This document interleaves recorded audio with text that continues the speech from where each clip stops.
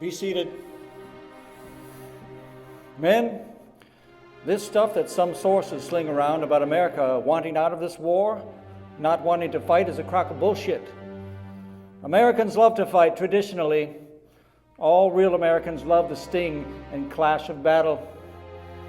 You are here today for 3 reasons. First, because you are here to defend your homes and your loved ones. Second, you are here for your own self-respect, because you would not want to be anywhere else.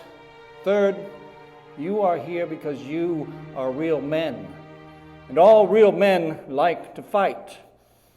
When you hear every one of you were kids, you all admired the champion marble player, the fastest runner, the toughest boxer, the big league ball players, the all-American football players. Americans love a winner.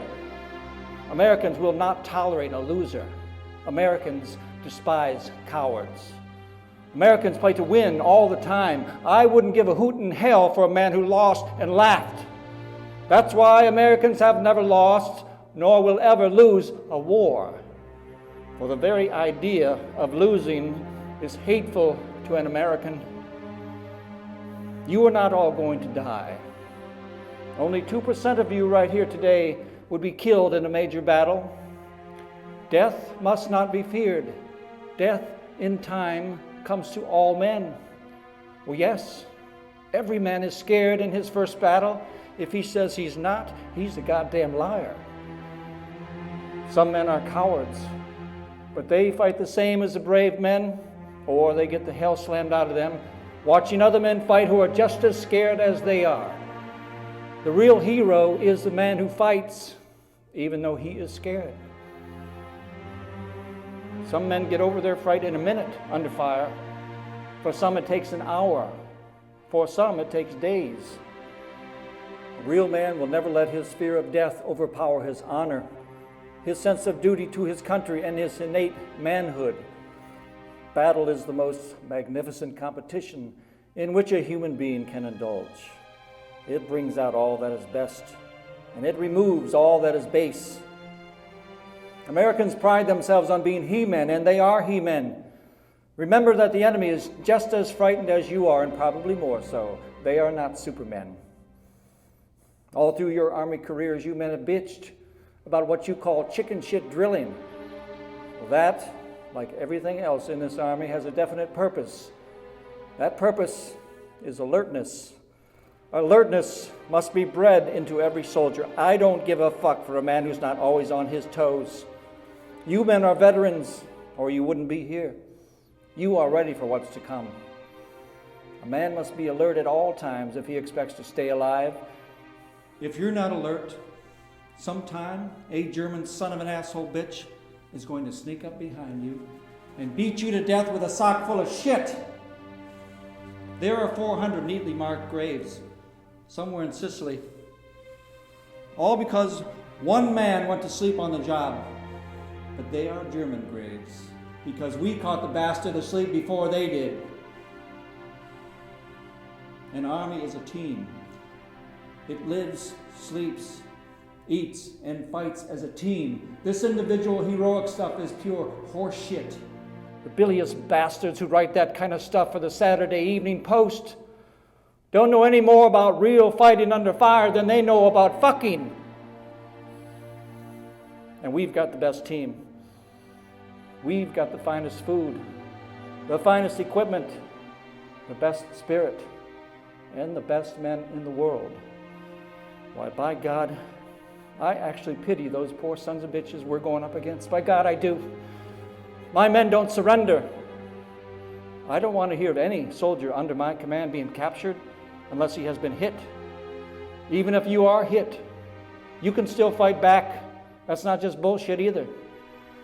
The kind of man I want in my command is just like the lieutenant in Libya, who with a Luger against his chest jerked off his helmet, swept the gun aside with one hand, and busted the hell out of the crowd with his helmet. Then he jumped on the gun, went out and killed another German before they knew what the hell was coming off. And all that time, this man had a bullet through a lung. There was a real man.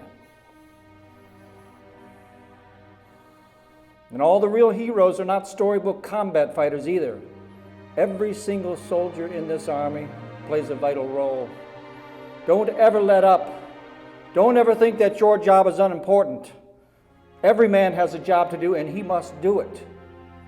Every man is a vital link in the great chain. What if every truck driver suddenly decided he didn't like the whine of those shells overhead, turned yellow, and jumped headlong into a ditch? The cowardly bastard could say, "Oh hell, they won't miss me. Just one man in thousands." But what if every man thought that way? Where in the hell would we be now? What would our country, our homes, our loved ones, even the world be like? No, God damn it. Americans don't think like that. Every man does his job. Every man serves the whole. Every department, every unit is important in the vast scheme of this war. The ordnance men are needed to supply the guns and machinery of war to keep us rolling.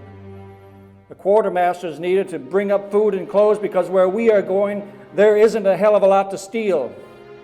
Every last man on KP has a job to do, even the one who boils our water to keep us from getting the GI shits. And every man must not think only of himself, but also of his buddy fighting beside him. We don't want yellow cowards in this army. They should be killed off like rats.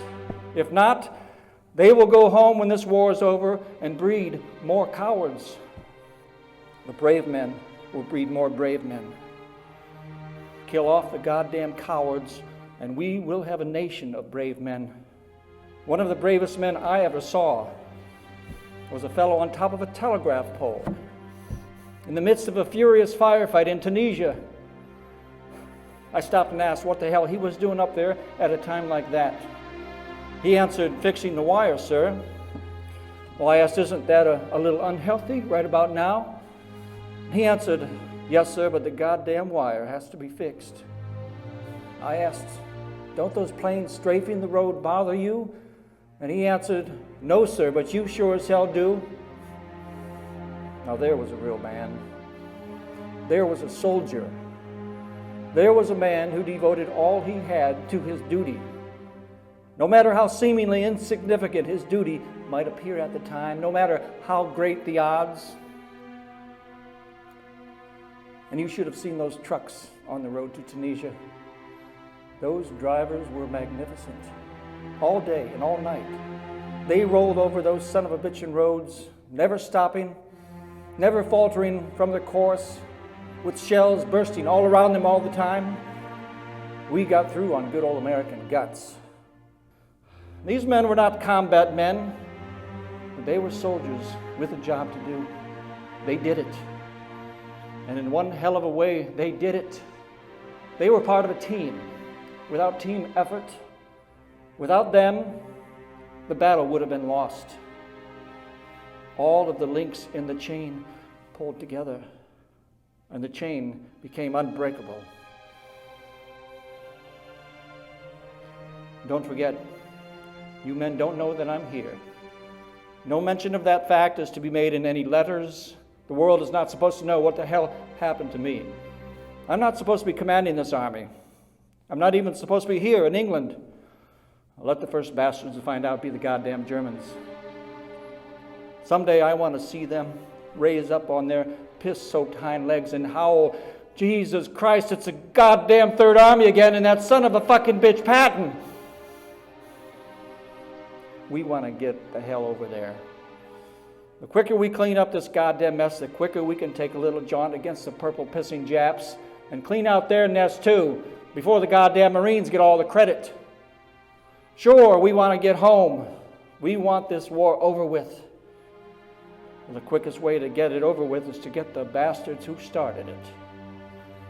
The quicker they are whipped, the quicker we can go home. The shortest way home is through Berlin and Tokyo. And when we get to Berlin, I am personally going to shoot that paper-hanging son of a bitch Hitler just like I'd shoot a snake. When a man is lying in a shell hole, if he just stays there all day, a German will get to him eventually. The hell with that idea. The hell with taking it. My men don't dig foxholes. I don't want them to.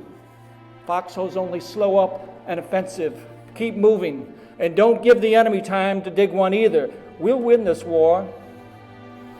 But we'll win it only by fighting. And by showing the Germans that we've got more guts than they have or ever will have. Well, we're not only going to just shoot the sons of bitches, we're going to rip out their guts and use them to grease the treads of our tanks. We're going to murder those lousy Hun cocksuckers by the bushel fucking basket. War is a bloody and killing business. You've got to spill their blood or they will spill yours. No bastard ever won a war by dying for his country. You win the war by making other poor bastard die for his country. Rip them up the belly, shoot them in the guts. When shells are hitting all around you, when you wipe the dirt off your face, and you realize that instead of dirt, it's the blood and guts of what was once your best friend beside you, you'll know what to do. I don't want to get any messages saying, I'm holding my position. We're not holding a goddamn thing. Let the Germans do that.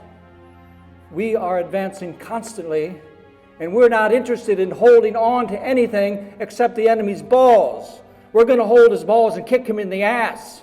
We're going to twist his balls and kick the living shit out of him all the time. Our basic plan of operation is to advance and to keep on advancing.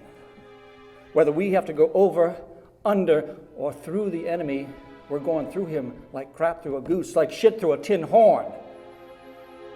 And from time to time, there will be some complaints about us pushing our people too hard. Well, I don't give a good goddamn about such complaints. I believe in the old and sound rule that an ounce of sweat will save a gallon of blood. The harder we push, the more Germans we kill. The more Germans we kill, the fewer of our men will be killed. Pushing means fewer casualties. I want you all to remember that. There is one great thing that you men will all be able to say when this war is over and you're home once again.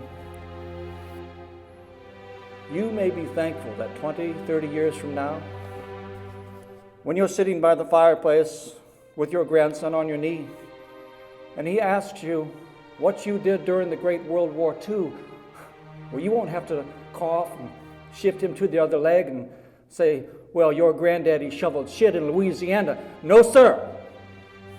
You can look him straight in the eye and say, son, your granddaddy rode with the great Third Army and a son of a goddamn bitch named Georgie Patton. All right, you sons of bitches. You know how I feel. I'll be proud to lead you wonderful guys in battle anytime, anywhere. That's all.